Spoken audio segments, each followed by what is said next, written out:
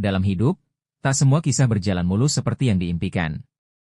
Ada cerita-cerita di balik senyum, ada luka yang tersembunyi di balik keberanian. Video ini mengangkat sebuah kisah nyata tentang perjuangan, pengorbanan, dan keteguhan hati seseorang yang berani menghadapi kerasnya kehidupan di negeri orang. Kisah ini bukan sekadar untuk didengar, tetapi untuk direnungkan. Semoga lewat video ini, kita bisa lebih memahami arti ketulusan, kekuatan, dan pentingnya saling menghargai perjuangan sesama. Suara ayam jantan berkokok bersahutan dengan gemericik air dari dapur rumah sederhana di Desa Karangsari. Di sana, seorang ibu parubaya bernama Burini tengah menanak nasi sambil sesekali menghela napas panjang. Di ruang tengah, anak gadisnya, Sari, 19 tahun, sedang melipat baju sambil menatap keluar jendela dengan pandangan kosong. "Bu, kalau Sari kerja ke luar negeri, ibu bakal kuat tinggal sendiri, kan?" tanya Sari pelan. Pertanyaan itu memecah keheningan pagi. Burini menghentikan aktivitasnya, lalu menatap anak semata wayangnya itu. Raut wajahnya penuh kekhawatiran, tapi ia berusaha tersenyum. "Kenapa tiba-tiba ngomong gitu, Nak? Emang kamu gak betah di sini?" Sari menggeleng. "Bukan gak betah, Bu. Tapi kita butuh uang. Rumah ini sudah hampir roboh, ibu juga sering sakit. Kalau Sari kerja di pabrik sini, gajinya nggak cukup. Tapi kalau ke luar negeri, katanya bisa dapat puluhan juta." Burini terdiam. Perasaannya campur aduk antara bangga dan takut. Ia tahu anaknya ingin berkorban demi keluarga, tapi ia juga mendengar banyak cerita tragis tentang TKW di luar negeri. Namun, kondisi ekonomi mereka yang semakin terpuruk membuatnya sulit berkata tidak. 2 minggu kemudian, lewat bantuan seorang agen bernama Pak Joni, proses pemberangkatan Sari berjalan cepat. Burini sempat ragu karena semua serba mudah dan tanpa biaya, tapi ia disuruh percaya karena ini jalur cepat untuk keluarga miskin. Sebelum berangkat, Sari mencium tangan ibunya erat. "Sari janji, Bu. Sari bakal pulang bawa uang, biar ibu bisa berobat dan rumah kita bisa direnovasi." Burini hanya mengangguk sambil menyeka air matanya. Entah kenapa, dadanya terasa sangat sesak. Ada firasat yang tak bisa ia jelaskan. Di bandara, Sari melambaikan tangan terakhir kalinya. Ia tak tahu, itu akan jadi awal dari mimpi buruk yang panjang. Mimpi buruk yang kelak membuat ibunya berteriak pilu di tengah malam. Langit kota Riyadh terasa asing dan menggigit bagi Sari. Udara panas, bahasa yang tak dipahami, dan wajah-wajah asing membuatnya merasa seperti terjebak dalam dunia lain. Ia dibawa oleh seorang pria bertubuh besar ke rumah majikannya. Tak ada penjelasan. Tak ada penerjemah. Hanya perintah pendek dalam bahasa Arab yang tak dimengerti. Majikannya, seorang wanita bernama Aisyah, terlihat angkuh sejak awal. Ia hanya menunjuk dan mengomel, menyuruh Sari mengangkut koper, membersihkan rumah, dan memasak tanpa diberi pelatihan. Sari mencoba sebaik mungkin. Tapi setiap kesalahan kecil dibayar mahal. "Mau mati kamu?" "Bodoh," bentak Aisyah sambil melempar sendok ke arah kepala Sari ketika masakan terlalu asin. Hari-hari berlalu seperti siksaan. Ia hanya diberi makan sekali sehari, itu pun sisa makanan. Tidur di lantai dapur beralas kardus. Ponsel yang dijanjikan akan diberikan setelah sampai di rumah majikan tak pernah muncul. Ia tak bisa menghubungi ibunya. Tak tahu bagaimana caranya meminta tolong. Sari mulai mencoret-coret dinding dapur dengan benda tajam, menuliskan tanggal-tanggal agar ia tak lupa berapa lama sudah ia habiskan di sana. Hari ke-17. Masih hidup, tulisnya. Suatu malam, saat tubuhnya sudah lemas karena bekerja tanpa henti dan tak diberi makan selama 2 hari, Sari mendengar percakapan antara majikannya dan seorang pria yang tidak ia kenal. "Gadis ini sehat, masih muda. Kalau kamu ambil ginjalnya, pasti bagus. Aku butuh uang, kamu tahu itu." Sari membeku. Jantungnya berdetak kencang. Ia ingin meyakini bahwa itu hanya mimpi. Tapi tatapan mata majikannya ke arahnya malam itu, penuh rencana jahat. Di dalam hati kecilnya, Sari mulai sadar, ini bukan hanya tentang kerja kasar. Ini tentang hidup dan mati. Malam itu, Sari tidak bisa tidur. Ucapan majikannya terus terngiang di kepala. "Kalau kamu ambil ginjalnya, pasti bagus." Tangannya gemetar. Ia memeluk lutut sambil menahan tangis, mencoba membungkam suara takut dalam dada. Di negara asing, tanpa dokumen, tanpa teman, Tanpa akses keluar, ia seperti burung dalam sangkar besi. Keesokan harinya, perlakuan UMM Aisyah semakin kejam. Makanan dicampur dengan sisa-sisa, air minum dikurangi, dan Sari dipaksa mengangkat beban berat hingga kakinya bengkak. Tapi ada yang lebih mengerikan. Setiap hari, pria asing berbeda-beda datang ke rumah. Mereka memandangi Sari seolah bukan manusia. Seolah ia barang dagangan. Sari sempat mencoba kabur. Saat majikannya pergi ke pasar, ia berlari keluar rumah. Tapi gerbang rumah selalu dikunci dari luar. Tetangga yang ia harap bisa menolong justru menatap dingin dan menutup pintu. Beberapa hari kemudian, Sari dibawa oleh pria berbadan besar, bukan majikannya, ke sebuah rumah sakit kecil di pinggiran kota. Ia dipaksa masuk ke ruang pemeriksaan. Seorang dokter tua memeriksa tubuhnya, mengangguk-angguk sambil mencatat. Tak satu pun dari mereka berbicara kepadanya. Mereka mau jual aku, gumam Sari, perlahan memahami bahwa yang sedang terjadi bukan lagi sekadar eksploitasi kerja, tapi perdagangan organ. Sepulang dari klinik itu, Sari mengumpulkan keberanian. Ia menulis pesan di secari kertas sobekan kardus. Tolong saya. Nama saya Sari. Saya dari Indonesia. Majikan saya menyiksa dan ingin jual organ saya. Saat membuang sampah ke depan rumah, ia selipkan kertas itu di bawah plastik dan berharap ada orang yang membaca. Tapi hari demi hari berlalu tanpa perubahan. Bahkan majikannya menjadi lebih waspada. Kamera kecil tiba-tiba dipasang di dapur dan kamar mandi. Sari mulai kehilangan harapan. Di kampung halaman, Bu Rini pun gelisah. Sudah hampir 2 bulan tak ada kabar dari anak gadisnya. Agen yang dulu menjanjikan semuanya akan baik-baik saja kini sulit dihubungi. Kenapa perasaanku makin gak enak? Ya Allah. Lindungi anakku, ucap Bu Rini sambil menggenggam kain sarung Sari yang masih ia simpan dan peluk tiap malam. Apa yang terjadi pada Sari jauh lebih buruk dari yang bisa ia bayangkan. Hari ke-68. Sari tak lagi bisa menghitung waktu dengan pasti. Ia hanya tahu bahwa tubuhnya makin lemah. Berat badannya turun drastis, dan bekas luka-luka di tangannya mulai bernanah. Tapi lebih dari rasa sakit fisik, rasa takut dan pasrah telah menggerogoti jiwanya. Suatu malam, saat tubuhnya baru saja rebah usai mengepel lantai, pintu kamar dibuka paksa. 2 pria berpakaian hitam masuk, dan salah satu dari mereka menyuntikkan cairan ke lengannya. Sari sempat berteriak, tapi suaranya tak sampai kemana-mana. Dunia berputar cepat, lalu gelap. Ia terbangun dalam ruangan putih. Lampu di atas kepala menyilaukan matanya. Tangannya terikat. Mulutnya dibekap kain. Ada suara-suara asing. Ia tak mengerti, tapi bisa melihat alat-alat bedah di sekelilingnya. Jantungnya berdetak liar. Sari sadar, ini bukan rumah sakit resmi. Ini tempat ilegal.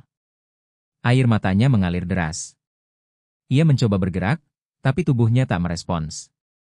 Obat bius terlalu kuat. Detik-detik sebelum kesadarannya hilang lagi, ia melihat salah satu dari mereka membawa nampan berisi alat-alat logam dan kantong darah.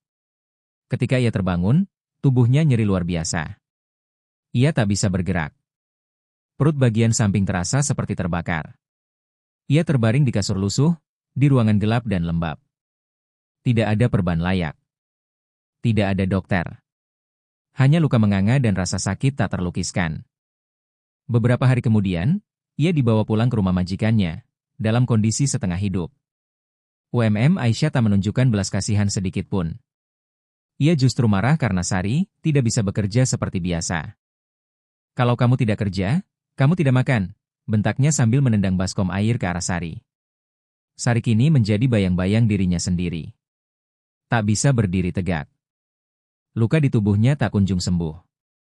Tapi ia mulai menyimpan satu tekad, kalau ia masih bisa bernapas, ia harus mencari cara untuk keluar dari neraka ini. Sementara itu, di kampung halaman, Bu Rini nyaris putus asa. Ia mendatangi kantor penyalur tenaga kerja, tapi hanya bertemu pintu yang tertutup dan pegawai yang pura-pura tak tahu. Tidak ada kabar.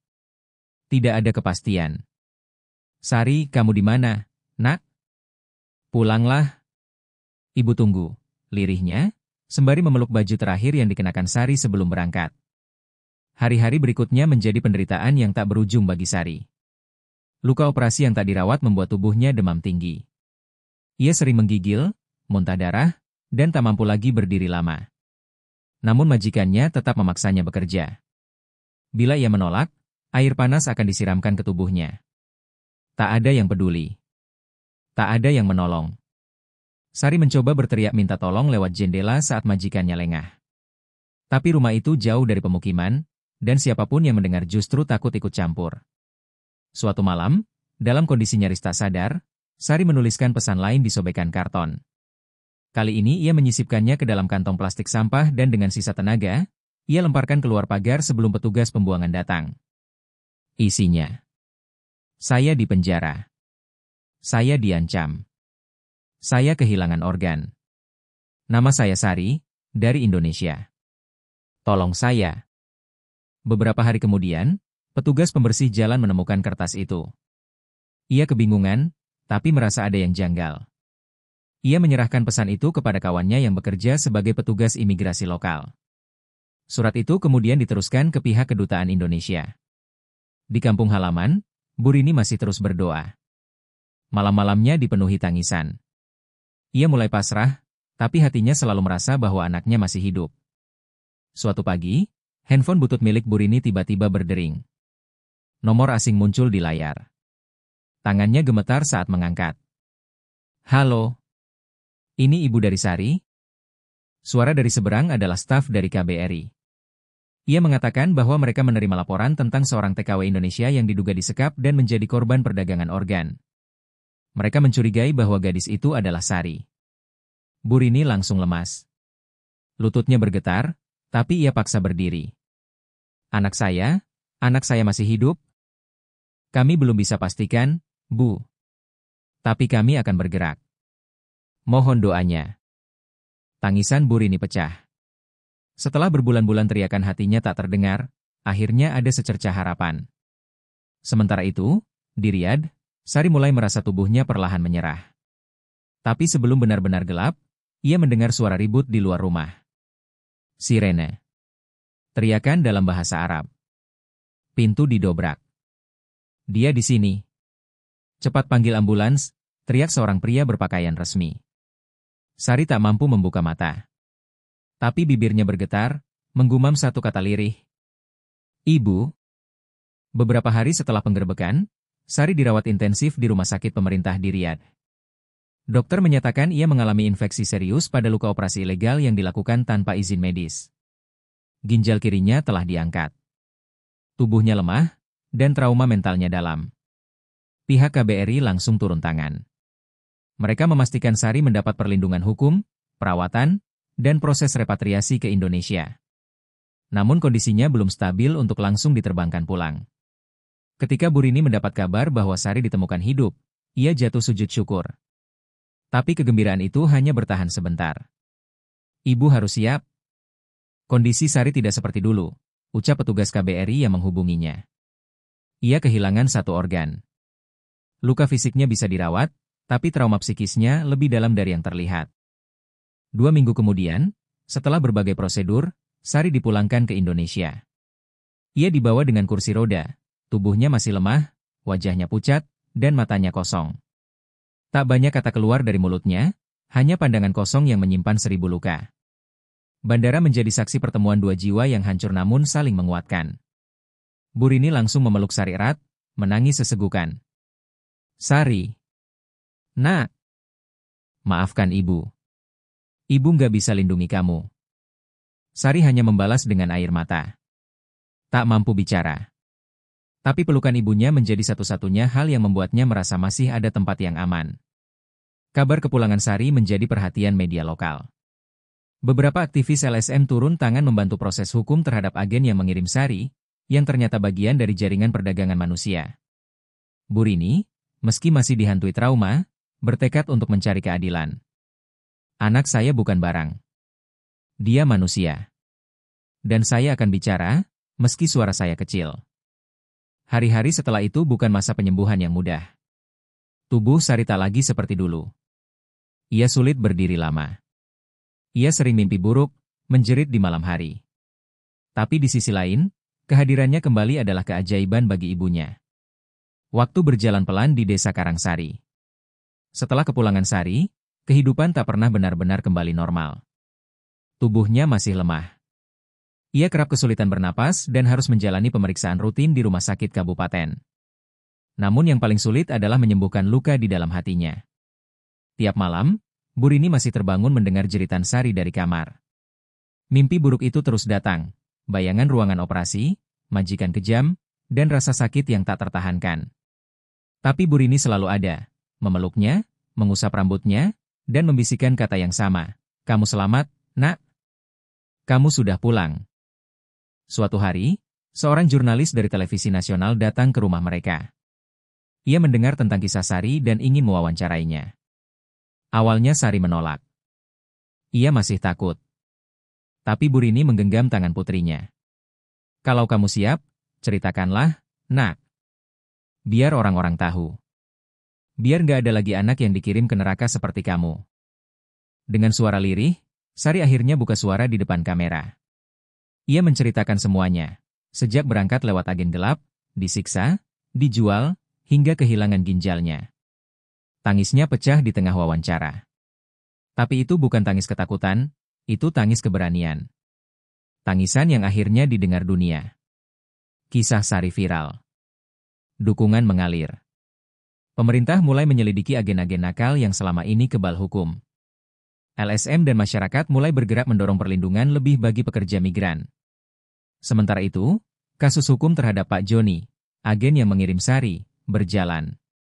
Ia akhirnya ditangkap dan dijerat pasal perdagangan manusia. Banyak korban lain mulai muncul dan bersuara setelah melihat keberanian Sari. Kini, meski tubuhnya tak utuh lagi, semangat Sari perlahan tumbuh. Ia mulai menulis. Ia berbicara di acara-acara komunitas. Ia ingin menjadikan luka ini sebagai kekuatan 20. "Saya kehilangan organ. Tapi saya masih punya suara. Dan saya akan gunakan suara ini untuk perempuan-perempuan lain yang belum pulang."